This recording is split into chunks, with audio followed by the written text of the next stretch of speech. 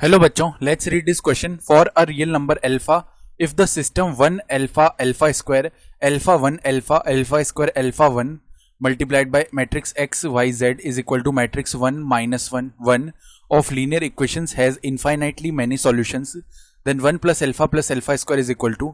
तो हमें देखो 1 plus alpha square का वैल्यू बताना है। स्टार्ट कर लेते हैं हमारे की कॉन्सेप्ट से।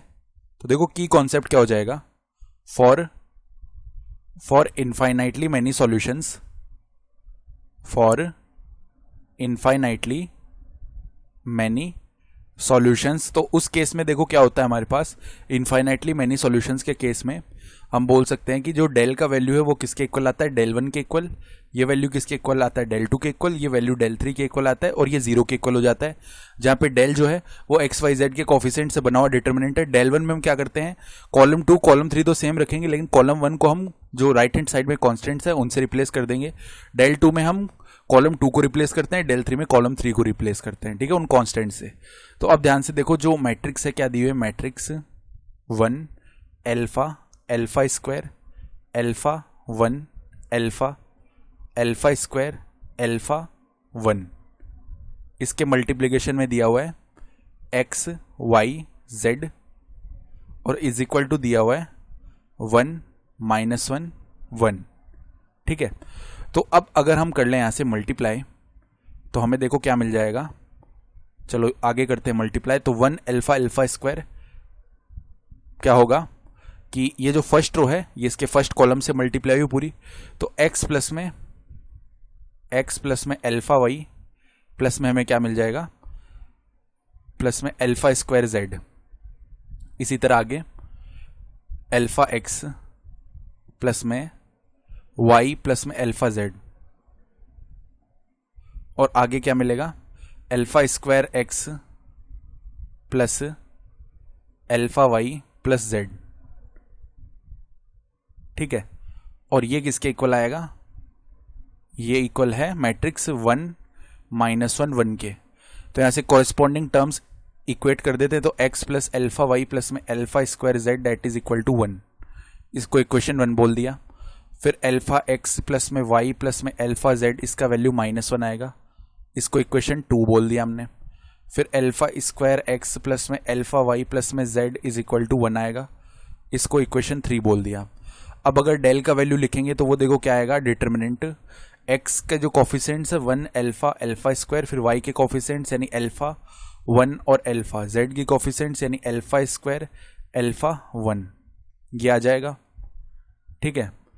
तो ये अगर यहां से बन रहा है तो हम क्या बोल सकते हैं, इसका जो वैल्यू है ना डिटर्मिनेंट का वो 0 आना चाहिए। इसको एक्सपेंड कर लेते हैं with respect to first row. तो 1 और यहाँ पे मल्टीप्लाई में आ जाएगा 1 माइनस अल्फा स्क्वायर माइनस का अल्फा और अल्फा माइनस में आ जाएगा अल्फा क्यूब, देन प्लस में अल्फा स्क्वायर, मल्टीप्लाई में देखो क्या आएगा, alpha square minus alpha square that is equal to, sorry देखो यहाँ पे क्या बना, अल्फा स्क्वायर आया तो अल्फा स्क्वायर बना माइनस अल्फा स्क्वायर बना, सही है, ये इट इज इक्वल टू 0, ये बनेगा, ठीक है। तो अब फर्दर देख लो क्या हो जाएगा, इधर से जो टर्म्स हैं किस तरीके के बनेंगे, 1 माइनस अल्फा स्क्वायर, ठीक है, माइनस अल्फा स्क्वायर और प्लस का alpha raise to power 4 that is equal to 0, यानी ये बना alpha raise to power 4 minus 2 alpha square plus 1 that is equal to 0। कुल मिला के अल्फा स्क्वायर माइनस 1 का होल स्क्वायर बन रहा है that is equal to 0।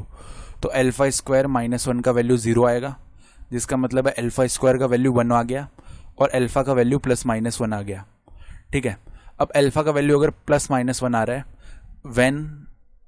When alpha is equal to 1, जब हम अल्फा का वैल्यू 1 रखेंगे तो इक्वेशन 1 क्या बन जाएगी, देखो x plus y plus z it is equal to 1, ठीक है। इक्वेशन 2 क्या बनेगी, x प्लस में y प्लस में z इज इक्वल टू -1, और इक्वेशन 3 क्या बनेगी, x plus y plus z is equal to 1।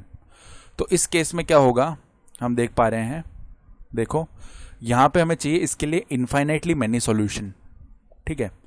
तो इस केस में क्या हो रहा होगा, जब ये केस है तो इसमें x plus y plus z is equal to 1 है, x plus y plus z is equal to -1 है। तो यहां से इस केस में इनफाइनाइटली मैनी सॉल्यूशन तो पॉसिबल ही नहीं होंगे, क्योंकि यहाँ से x plus y plus z का वैल्यू 1 आ रहा है और यहाँ से -1 आ रहा है, तो अल्फा इज इक्वल टू 1 के लिए नॉट पॉसिबल होगा, ये नॉट पॉसिबल।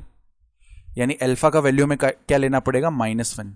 तो अल्फा का वैल्यू जब -1 लिया हमने, तो 1 प्लस अल्फा स्क्वायर का वैल्यू देखो क्या होगा, 1 plus alpha square will be 1 -1 plus में -1 का square, that is equal to 0 plus में 1, दिस इज इक्वल टू 1। तो रिक्वायर्ड आंसर हमारा 1 आ जाएगा। ठीक है, तो फाइनल आंसर क्या हो गया, 1 हो गया, ये हमारा आंसर है। I hope you understood this explanation. Best of luck.